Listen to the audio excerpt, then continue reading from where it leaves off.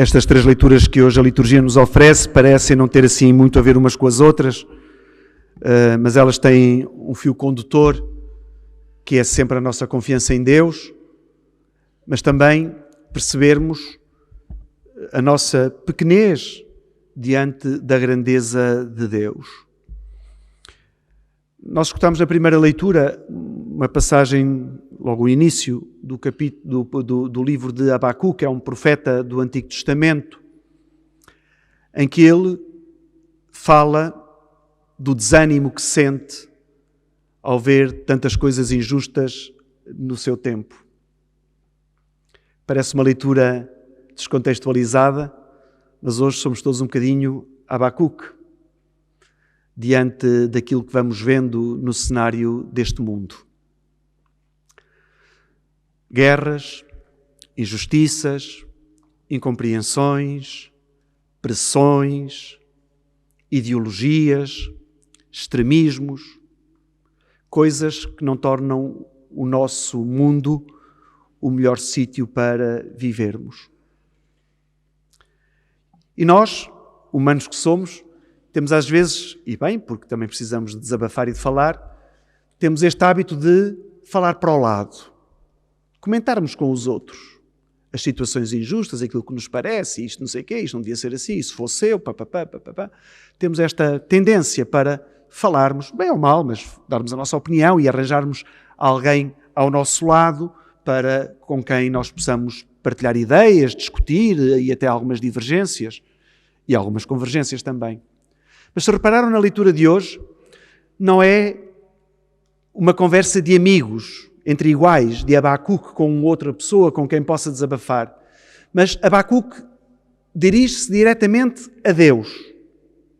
Questiona Deus sobre o porquê das coisas estarem a acontecer tão mal. Quando é que isto acaba? Quando é que acaba a violência? Quando é que acaba a injustiça? Quando é que acaba a opressão? Quando é que acaba a discórdia? E nós hoje podíamos atualizar naquelas coisas que vamos vendo nas nossas televisões e que nos vão chegando. Quando é que isto acaba? E até na nossa própria vida, quando às vezes nos sentimos injustiçados com alguma coisa que nos acontece e que às vezes, em vez de mandarmos para o lado, mandamos para cima. Mas, meu Deus, porquê? E às vezes, quando vemos essas injustiças em pessoas que nós gostamos, dizemos, mas tanta gente boa que há, tanta gente má que há no mundo, e teve que acontecer isto a mim ou àquela pessoa que eu gosto? E nós às vezes ficamos sem respostas, ou sem aparente resposta. Deus não nos diz, calma meu filho, eu vou-te curar, calma, vamos resolver isto já. Nós não ouvimos essa voz, gostaríamos, mas nós não ouvimos essa voz. Mas Abacuque ouviu uma voz. Não uma voz como eu estou a falar convosco, mas aquela voz interior que nasce da nossa relação com Deus. Porque nós só podemos sentir Deus na nossa vida se tivermos relação com Ele. Se nós não tivermos relação com Ele, não. Eu não posso pedir a quem não me conhece que me ligue. Não me conhece. Mas quem tem o meu número pode ligar-me e tem muitas probabilidades de eu atender. Algumas, muitas não. Algumas probabilidades de eu atender. Como é que nós queremos que Deus nos fale se nós não falamos com Deus? Como é que nós queremos ter sinais de Deus se nós não damos sinais a Deus? Ora, Abacuque era um homem de Deus, falava com Deus e Deus falou-lhe. Não, como eu estou a falar convosco agora, mas falou-lhe no coração. Para lhe dizer 3 coisas simples que nós escutamos nas leituras e que é bom que nós nos vamos convencendo disto, porque é mesmo verdade. Não porque eu as diga, mas porque estão plasmadas na primeira leitura.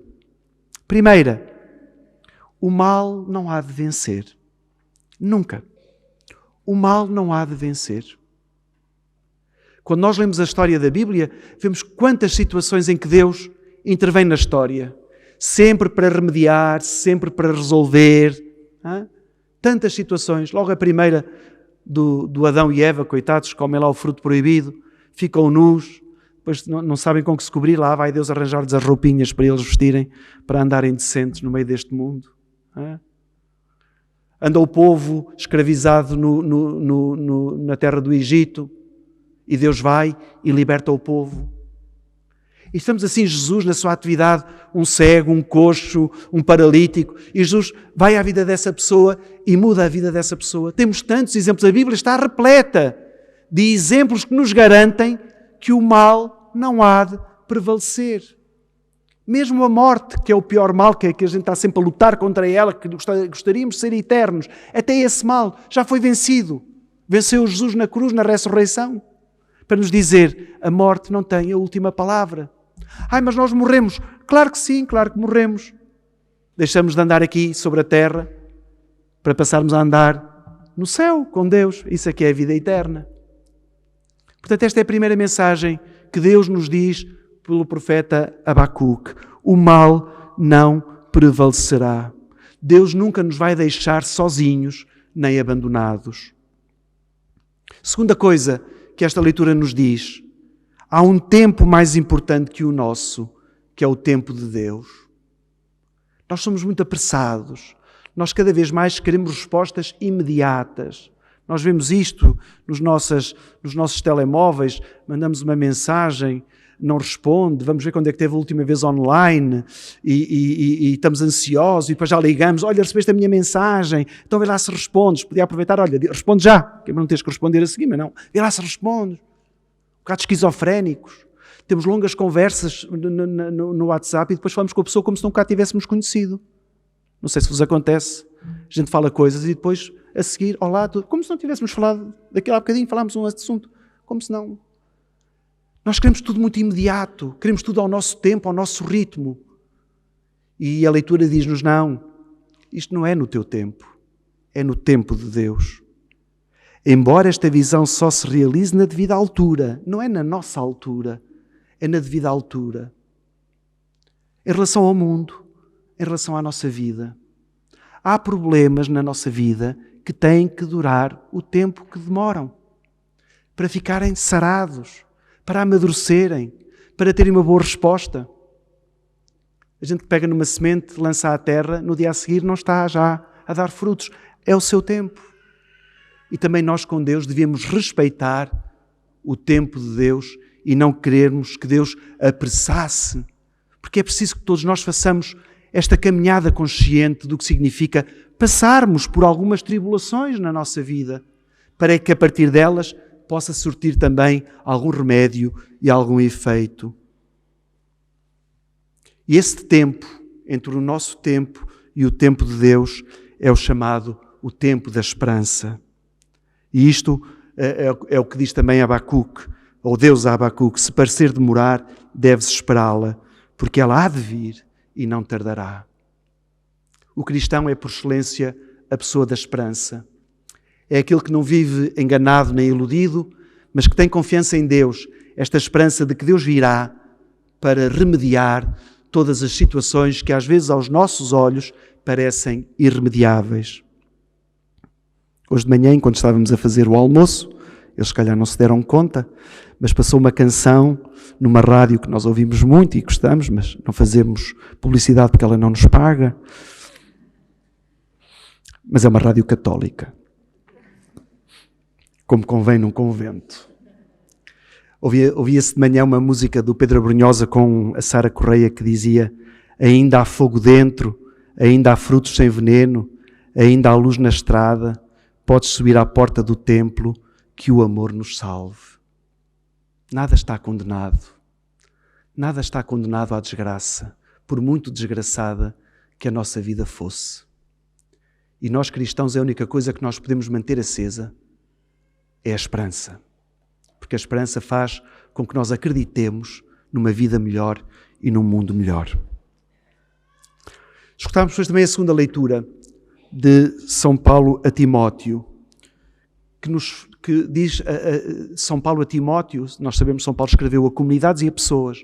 Esta não é uma comunidade, é uma pessoa, a Timóteo, que era chefe de uma comunidade cristã, o equivalente hoje a um bispo ou um padre importante, assim, responsável por uma grande região. No tempo de São Paulo não havia padres, eram os bispos, os responsáveis das comunidades. E Timóteo parece ser uma pessoa assim um bocado tímida, um bocado acanhada, um bocado sem sal. E São Paulo escreve-lhe 2 cartas. E na segunda, já um bocadinho mais forte, é dizer-lhe: ei, reanima o dom de Deus, acorda para a vida. Não tem vergonhas, dá testemunho de mim. E se calhar para nós que hoje estamos aqui, primeiro domingo de outubro, a recomeçar aulas, a recomeçar universidades, viemos das férias, já o tempo do regresso às aulas já está a andar. Como é que está a nossa fé? Como é que nós nos andamos a mover nesta situação? Será que eu tenho a minha fé reanimada? Será que na minha relação com os outros eu manifesto a minha fé e dou testemunho dela? Ou sou dos envergonhados? Do que não falo de religião para ser politicamente correto? São Paulo é muito claro a Timóteo: não tem vergonhas, dá testemunho. E diz aqui 3 coisas que Deus nos dá e que devem reanimar-nos. Nós não devemos ser tímidos. Todos nós temos eu, pelo menos, mesmo que não pareça, sou um bocado tímido. Mesmo que não pareça. Mas não é esta timidez de nós não conseguirmos às vezes estar tão à vontade com os outros. É a timidez de não avançarmos. É a timidez de ficarmos acabrunhados e para trás. E São Paulo diz que há 3 coisas que nos fazem sair da timidez: a fortaleza, a caridade, a moderação. Sermos fortes. Não nos deixarmos ir abaixo por qualquer coisa, porque o Senhor é a nossa força. Exercermos a caridade faz-nos muito bem.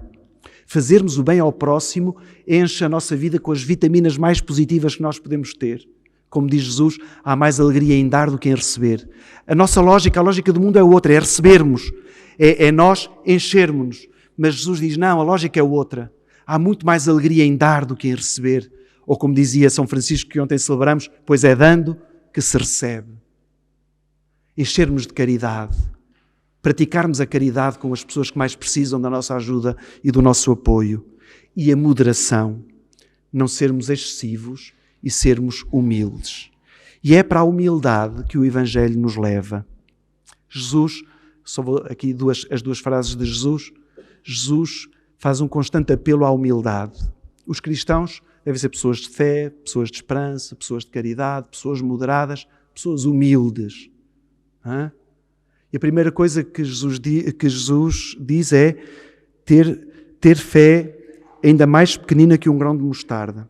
Nós apanhamos este capítulo a meio, do capítulo 1 ao capítulo 5, Jesus dá ali uma boa ensaboadela aos discípulos a dizer, cuidado com os escândalos.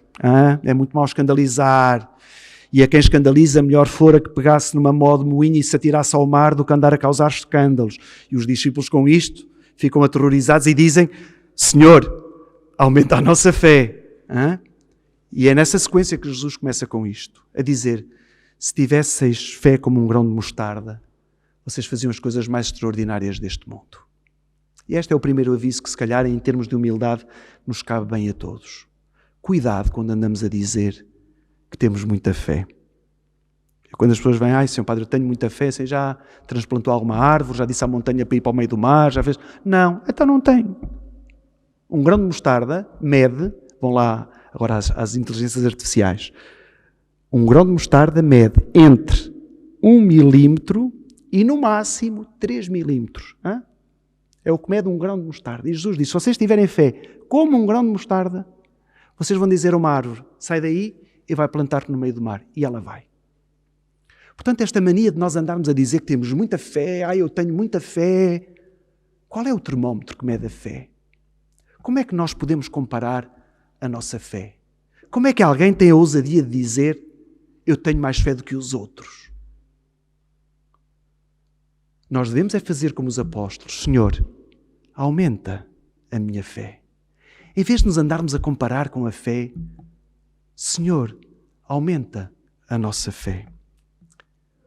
Nós não sabemos se Jesus gostava de molho de mostarda ou qualquer coisa com mostarda, mas ele fala muitas vezes da mostarda e do grão de mostarda. Assim como fala de figos, o que nos dá a entender que eu gostaria. Mas este grão de mostarda tem 2 particularidades. O primeiro é o seu tamanho, que é muito pequenino, e o segundo é a sua resistência. Dizem que é a semente que mais aguenta as intempéries todas, que não apodrece com facilidade, é aquela que mais aguenta. E isto, se agora passarmos para a fé, É isso que temos que concluir. O que nós precisamos todos ter é uma fé pequenina, mas resistente. Pequenina, mas forte. Na oração dos acólitos, que nós, quando era miúdo, rezávamos, nós, na oração do acólito, que rezávamos sempre antes da missa, dizia: concedei-nos, Senhor, uma fé humilde e forte, alegre e generosa, pronta para vos testemunhar e servir. Humilde e forte, alegre e generosa. É esta fé, representada na semente de mostarda, que nós devemos cultivar. E depois, a última frase que nos deita logo abaixo: somos inúteis servos. O servo não tem ambições. No tempo de Jesus, o servo só queria uma coisa: não ser castigado. Era a única coisa que o servo não queria. Porque o castigo era pior do que o excesso de trabalho que pudesse ter. E Jesus diz: quando vocês fizerem uma coisa que têm a obrigação de a fazer, não estejam à espera de elogios, não estejam à espera de placas, de bustos, de menções. Não. Digam apenas: somos servos inúteis. Fizemos o que devíamos. Por exemplo, os mais novos que porventura poderiam estar aqui obrigados, que não há nenhum, agora chegarem a casa e os pais premiarem os meninos e as meninas porque vieram à missa. Não, o filho só devia dizer: fui um servo inútil, fiz o que devia fazer. Mesma coisa na escola. Por ter bons resultados, não tem que se andar a premiar. Porquê é que se premia? Não era suposto? É suposto ter boas notas na escola ou não? É suposto. Okay? Podemos dar um carinho, podemos dar um abraço, well done, mas cuidado com estas exaltações que ao nível da fé às vezes até afastam outras pessoas que estão a aproximar-se da igreja, com estas arrogâncias, com estas presunções, armar-se em bom e armar-se em melhor do que os outros, servos inúteis. Nós, como servos inúteis, devemos fazer o nosso trabalho e bem feito, e humilde, não para nos exibirmos ou para os outros nos aplaudirem, mas porque reconhecemos que Deus nos dá o dom e a graça. Aí é que é. Deus dá-nos o dom e a graça. Queridos irmãos e irmãs, é esta humildade que nós precisamos para a nossa vida. Humildade para compreender as situações difíceis do mundo. Humildade para compreender a nossa vida e esperarmos pelo tempo de Deus. Humildade para nos colocarmos ao serviço do Evangelho e não termos um espírito de timidez, mas sermos fortes, caridosos e moderados. E em todas as dificuldades da nossa vida, fazermos nossa esta oração que os apóstolos fizeram a Jesus: Senhor, aumenta a minha fé. Que assim seja.